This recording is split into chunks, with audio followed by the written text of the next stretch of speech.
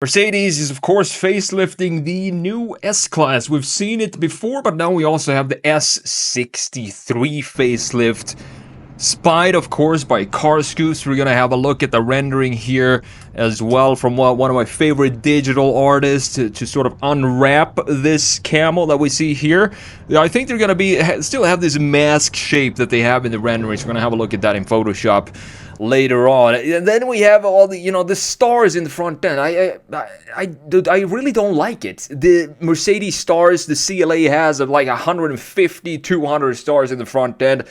Small tiny stars in the grille, and then you also have the star in the headlight unit. It's not subtle. To me, it's not Mercedes to just scream star patterns everywhere. It's not as elegant as I would like to see Mercedes handling, their key graphics. But before we jump into Photoshop here, it's going to be a pretty short video, this one. Let's just check out what we have from Car Scoops here. So the new AMG S-Class is hiding more than just a fresh set of lights. Facelift and Mercedes AMG S-Class gets the star-shaped DRLs treatment and should retain plug-in hybrid V8 power. That is good, though. They will still have the V8. They're also developing a brand new V8 for the CLE 63. So V8s, they're not going anywhere. That's for sure. I think they learned their lesson with the C63 AMG, putting a 4-cylinder in there and weighing like 10,000 pounds or something like that. I mean, it's not a good idea. So star DRLs in both the front and the rear light units. Today's 791 horsepower 4-liter twin turbo plug-in hybrid V8 will likely carry over. Its entire lineup is getting this star treatment. The S63 gets 2 star-shaped DRLs in each of its 4 light units, front and rear. Some new Benz models, such as the CLA, only get a single star per light cluster, but an additional 148 stars in the grille itself. Here, at least, we have the Panamericana, AMG grille, which looks so much better. And checking out these photos here, we have a couple of front view. I love the wheels. Even though they're black, these AMG wheels, multi-spoke with the silver outline, it's one of these they're almost classic wheels now from AMG, and they look so good on this vehicle, specifically when it's blacked out like this. I would probably get this in black because I don't know if I like the mask that we have on the E-Class, for example. It's probably going to carry over to the S-Class. If you have a black vehicle, it's going to hide that mask because the mask itself is also black, obviously. Looking at the side profile here, it still looks it still looks good. We, of course, have the more rounded shapes now from Mercedes instead of the more traditional boxy shapes of the early 2000s, 90s, and the 80s. But it looks pretty decent to me, specifically with these wheel setup right here. The lower bumper, which has an angrier looking side air intake than you get on the stock S-Class, doesn't look any different from the one on the 2025 S63. And this lower bumper here, I feel like they've been reusing the same bumper for every AMG model going back 5 years to have this bumper right here, and it doesn't look like it's going to change for this facelift either. And then you have the Panamericana vertical grille itself will look similar to the one on the today's S63, but the facelift car grille will have this dark surround, this dark mask, like the one you have on the smaller E53 AMG, for example, and that will stand out. If you have a white car, it's going to be high contrast graphic detail in the front end. Not sure, it's more of this EQ design language that I was never really a fan of.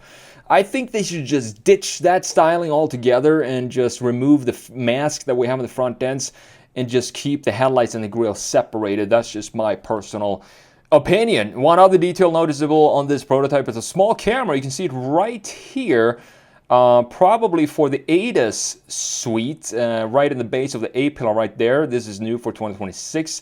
The S-Class is already available with LiDAR tech that makes it one of the few production cars in the world to offer true hands-off, eyes-off Level 3 autonomous driving, but this prototype doesn't have a visible LiDAR unit mounted on the roof. Now, what would be the point of you buying an S63 AMG with over 800 horsepower, 791 horsepower, something like that, and then you just want the car to drive you? Yeah, to me, it just does not make sense. I don't think I'm ever going to be a fan. Maybe if I'm just like want to go to the airport back and forth, I can get some autonomous car to drive me there. But if it's my personal car, I'm never going to be, enable autonomous driving, because when I'm behind the steering wheel, I want to experience the driving of the vehicle, obviously. A new plug-in powertrain into the S63, so it could be carried over largely unchanged. You also have an electrically assisted version of the AMG's 4-liter V8. It makes 791 horsepower and 1,055 pound-feet of torque. I mean, these tires, I feel bad for them. 1,430 newton-meters of torque to the back wheels. Or I do think this is rear-wheel drive still, and not all-wheel drive.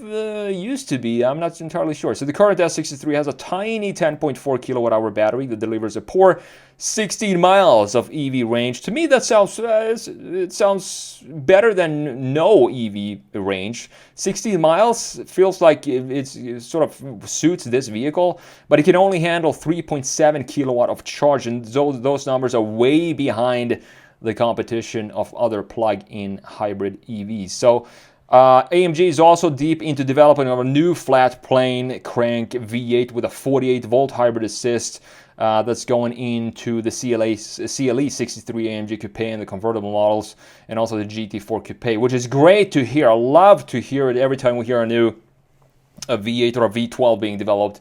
Just gives me a little bit of hope. So here we have the rear end of the vehicle. You can see still we have the star pattern here, and we have the squared off tailpipes, meaning that this is the S63. We don't have an S53. If we were to have one, these tailpipes would indeed be round instead of squared off. So if you see an AMG with a squared off, means that you have the top of the line, the big boss AMG version. My 11-hour online class in design sketching is now only $47. If you have any desire to pick up the skill of sketching products using simple tools such as a big pen and cheap print paper, this is something you want to check out. Over the years, I've taught thousands of students from all around the world how to sketch cars and products, and most of them have seen amazing results from my classes. Analog Designer Pro Pack is the full bundle of all my classes I've released over the years, and it's yours for just $47. Check out everything that's included and see what my students have to say in the link in the description, or simply visit analogdesignerpropack.com. So let's jump into Photoshop here real quick. Check out these renderings from Kolesa.ru. He has an Instagram as well. Beautiful renderings here, and this is pretty much what I think the model is actually going to look like if we remove the camo here. Now, looking at the grille, the only thing that's going to change this is, of course, the regular S550 probably, and here we have the AMG. The big difference here is going to be the lower air intakes are a little bit different on the AMG model, a little bit more aggressive, as you can see right here. You know what this is going to look like. I mean, you just have to look at the E53, for example, to see exactly what this lower section is actually going to look like if we remove the camo. But the thing about this is the Panamericana grille, which is by far the best grille Mercedes has on sale today, and it's been for a long time. I'm a huge fan of these grills. It has a more classic look. This looks a little bit too blingy for me in the regular S-Class, and definitely not want to see anything like the CLA grill with all these 150 small little tiny stars inside of the grill. It's just too much stars for me. But you can see that in this area we do have these stars now, unfortunately, in the headlight unit. And the reason I don't like this is if you look at the outline of the headlight itself, and then you look, I always want to have, I've said this before, but I always want to have the internal pieces have a connection to what's going on with the framing of the light unit itself. Here, it's just like two random stars, LEDs, sitting in here, and it doesn't have anything to do with the outline of the headlight unit. So it clashes. It doesn't feel natural to just place stars in there. I would much rather have some sort of LED up here. In the previous versions, we used to have the S-Class always had 3 LED stripes inside of the headlights, and they have the E-Class having 2 LED, and then the C-Class having 1 LED stripe, and that is how you could, just by looking at the headlight unit and the internal pieces, you can tell what model of Mercedes you were looking at. And here we have just 2 very strange looking stars in the middle of the headlight unit itself. I think it looks pretty strange. And then, of course, this mask that we talked about, this black connection to the grille itself, like we have in the E-Class as well, coming back here for the S-Class. But other than that, I mean, the proportions are still spot on. It still looks like a boss vehicle. Like, you know, it has this proper stance to it. Not as well as the previous generation at all, specifically not in the rear end. I think the rear end looks a lot weaker than the old S63 and the S65, the previous generation. That has this planted look to it in the rear, and I think that has to do with the graphic design here. You see these taillights, they feel a little bit thin to me, a little weak to me.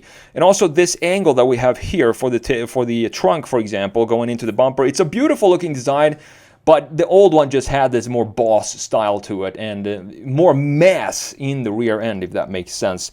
Now, looking at the lower section here, we have the new diffuser for the S63, of course, looking beautiful. This being the regular S-Class, having more traditional looking, more subtle looking tailpipes in the rear end. But looking at this vehicle in black, again, with these multi-spoke wheels, I would not want to switch out these wheels. I think they look beautiful. And again, we do have the star pattern inside of the taillights here, as you can see. But here it looks like we have 3 in the rendering. I'm not sure if we're actually going to have 3 or just 2. We can only see 2 because this part is covered up by the camo. So I'm not sure if we're going to have 3 or 2 in the actual production version. But I think in the rear, the stars look a little better than the front end, even though, again, you can see the outline of the taillight unit. Nothing in the inside of the taillight unit actually follows these graphics that we have on the framing for the taillights.